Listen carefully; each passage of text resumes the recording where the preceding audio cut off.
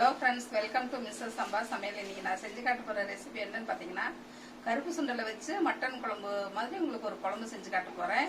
இட்லி, சப்பாத்தி, சாப்பாடு எல்லாத்துக்குமே ரொம்ப மேட்சாக இருக்கும், சாப்பிட டேஸ்ட்டாக இருக்கும். இதை எப்படி செய்யலான்னு பார்க்கலாம். வீடியோக்குள்ளே போகலாம் வாங்க. கடாய் சூடாயிடுச்சு, ஆயில் 2 ஸ்பூன் ஊற்றலாம். இப்போ பார்த்தீங்கன்னா கருப்பு சுண்டல் வச்சு மட்டன் குழம்பு மாதிரியே மசால் வந்து நம்ம ஃப்ரெஷ்ஷாக வறுத்தரைச்சி செய்ய போகிறோம். இப்படி வச்சோம்னா குழம்பு ரொம்ப டேஸ்ட்டாக இருக்கும். இப்போ வந்து வறுக்கிறதுக்கு என்னென்ன பொருள் போடலான்னு பார்க்கலாம். ஃபஸ்ட்டு எண்ணெய் சூடாயிடுச்சு, 2 பட்டை போட்டுக்கலாம், கிராம்பு ஒரு 4, சோம்பு 1 ஸ்பூன், மிளகு 1 ஸ்பூன், பூண்டு ஒரு 8 பல்லு போட்டுக்கலாம், இஞ்சி 1 துண்டு, கசகசா 1 ஸ்பூன் போட்டுக்கலாம், சின்ன வெங்காயம் ஒரு 8லேருந்து 10 போட்டுக்குங்க,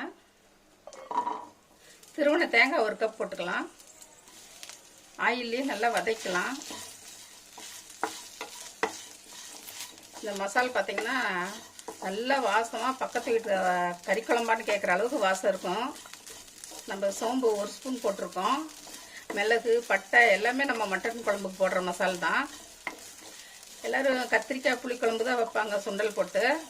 இப்படி மட்டன் குழம்பு மாதிரி வச்சு சாப்பிட்டு பாருங்களேன், நல்லா இருக்கும். இப்போ இதில் இந்த சுண்டல் குழம்புல பார்த்தீங்கன்னா நம்ம உருளைக்கிழங்கு போட்டு குழம்பு வைக்க போகிறோம். வெங்காயம் தேங்காயெலாம் நல்லா வறுத்துடலாம். சின்ன வெங்காயம் ரொம்ப டேஸ்ட்டாக இருக்கும் குழம்புக்கு, நல்லா வதங்கட்டும் சின்ன வெங்காயம். தேங்காய் நம்ம வந்து இது வறுத்து அரைக்கிறதுனால குழம்பு ரொம்ப டேஸ்ட்டாக இருக்கும், சீக்கிரம் கெட்டு போகாமல் இருக்கும். தேங்காய் வெங்காயமெல்லாம் நல்லா வணக்கிருச்சு. இப்போ இது ஒரு தட்டில் கொட்டி ஆற விட்டுறலாம். நல்லா ஆறுனதுக்கப்புறம் ஒரு மிக்சி ஜாரில் போட்டு நல்லா மைய அரைச்சி எடுத்துக்கலாம். இது மாதிரி நல்லா நைஸாக அரைச்சி எடுத்துக்கலாம். நல்லெண்ணெய் ஒரு 3 ஸ்பூன் ஊற்றலாம். இந்த சுண்டல் குழம்பு பார்த்தீங்கன்னா நல்லெண்ணெய் ஊற்றி செஞ்சோம்னா குழம்பு ரொம்ப ருசியாக இருக்கும். கடுகு 1 ஸ்பூன், உளுந்து 1 ஸ்பூன், கல்பாசி கொஞ்சம் போட்டுக்கலாம். இது இல்லாட்டி அன்னாசி பூ இருந்தால் அது போட்டாலும் நல்ல வாசமாக இருக்கும். சீரகம் 1 ஸ்பூன், கடுகெல்லாம் நல்லா பொரிஞ்சிருச்சு. சின்ன வெங்காயம் பொடியை ஒரு 10 வெங்காயம் கட் பண்ணி போட்டுக்கலாம். கருவேப்பிலை கொஞ்சம் போட்டுக்கலாம்.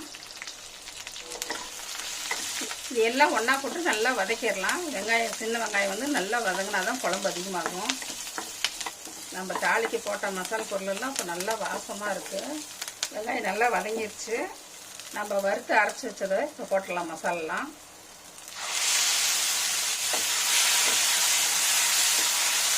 இந்த மசால் வந்து இந்த தண்ணியெல்லாம் கொஞ்சம் வத்தர்னே நல்லா வறுத்துக்கலாம்.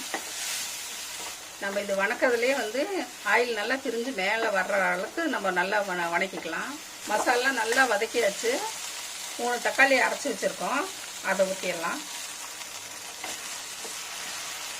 பச்சை வாசம் போக ஒரு 2 நிமிஷம் நல்லா வதக்கலாம். ஏன்னா தக்காளி பச்சையாக தான் அரைச்சிருக்கோம். தக்காளி பச்சை வாசம் போக நல்லா வதக்கியாச்சு.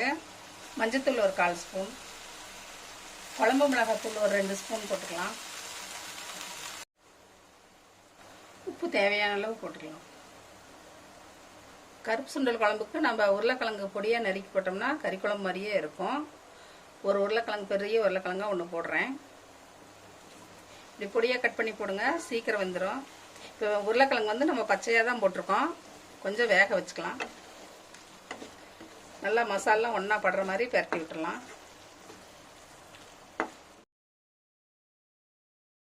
தண்ணி ஒரு 2 டம்ளர் ஊற்றலாம். நம்ம அரைச்ச மசாலா தண்ணியே இருக்குது, மிக்ஸி கழுவுனது, அதையே ஊற்றிக்கலாம்.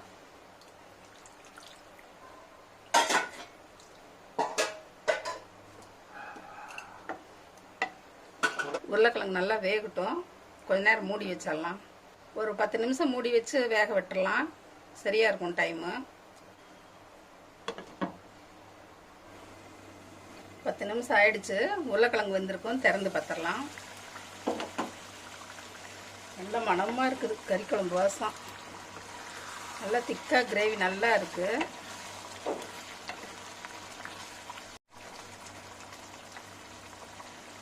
வெந்துருச்சு. இப்போ நம்ம சுண்டல் போட்டுடலாம். கருப்பு சுண்டல் ஒரு 150 கிராம் நைட்டே ஊற வச்சிட்டேன், நல்லா ஊறிச்சு. இப்போ வந்து குக்கரில் வச்சு லேசாக உப்பு போட்டு ஒரு 5 விசில் விட்டு எடுத்தாச்சு. நல்லா வெந்துக்குச்சு. இப்போ இது வந்து குழம்புல போட்டுடலாம்.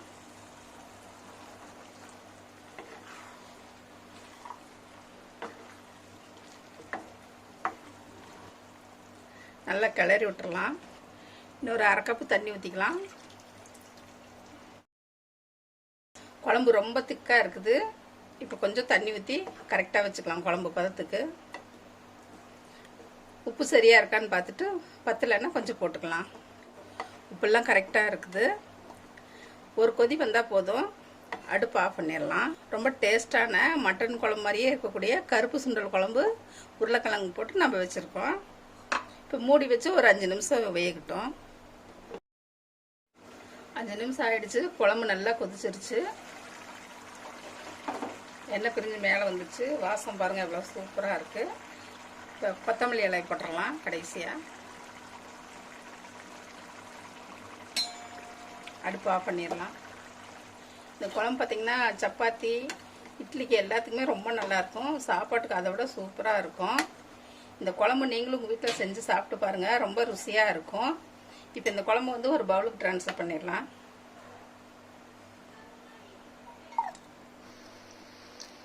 இந்த ரெசிபி பிடிச்சதுன்னா மிஸ்ஸஸ் சம்பா சமையலுக்கு சப்ஸ்கிரைப் பண்ணுங்கள். மறக்காமல் பெல் பட்டனை கிளிக் பண்ணுங்கள். தேங்க்யூ.